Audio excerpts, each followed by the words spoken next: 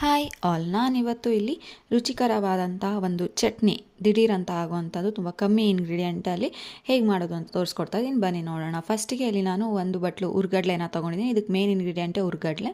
ಹಾಗೆ ಒಂದು 5ರಿಂದ 6 ಎಸ್ಲು ಬೆಳ್ಳುಳ್ಳಿ, 1 ಇಂಚು ಶುಂಠಿ, 1 ಇಂಚಷ್ಟು ಬೆಲ್ಲ, ಹಾಗೆ ಒಂದು ಅರ್ಧ ನಿಂಬೆಹಣ್ಣಿನ ಗಾತ್ರದ್ದು ಹುಣಸೆ ಹಣ್ಣನ್ನು ಹಾಕ್ಕೊಂಡಿದ್ದೀನಿ. ಹಾಗೆ ರುಚಿಗೆ ಎಷ್ಟು ಬೇಕೋ ಅಷ್ಟು ಕೆಂಪು ಮೆಣಸಿನ್ಕಾಯಿ, ಹಾಗೆ 1 ಸ್ಪೂನ್ ಕಾಯಿ ತುರಿ ಕಮ್ಮಿ ಹಾಕ್ಕೊಂಡಷ್ಟು ಟೇಸ್ಟ್ ತುಂಬ ಚೆನ್ನಾಗಿರುತ್ತೆ. ಇಷ್ಟನ್ನು ಹಾಕ್ಕೊಂಡು ಸ್ವಲ್ಪ ನೀರನ್ನು ಹಾಕ್ಕೊಂಡು ಫೈನ್ ಪೇಸ್ಟನ್ನು ಮಾಡ್ಕೋಬೇಕು.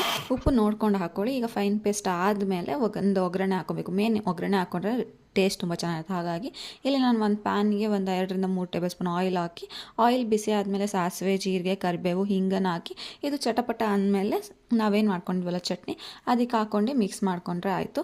ತುಂಬ ಟೇಸ್ಟಿಯಾದಂಥ ಒಂದು ಡಿಫ್ರೆಂಟ್ ಆಗಿರುವಂಥ ಚಟ್ನಿ ರೆಡಿ ಆಗುತ್ತೆ. ಇದು ಪಡ್ಡು ಮತ್ತು ಇಡ್ಲಿಗಂತೂ ಒಳ್ಳೆ ಕಾಂಬಿನೇಷನ್ ನಾನು ಹೇಳ್ತೀನಿ. ನಾನು ಅದಕ್ಕೆ ಯಾವಾಗಲೂ ಇದನ್ನು ಟ್ರೈ ಮಾಡೋದು. ನೀವು ಟ್ರೈ ಮಾಡಿ. Thank you.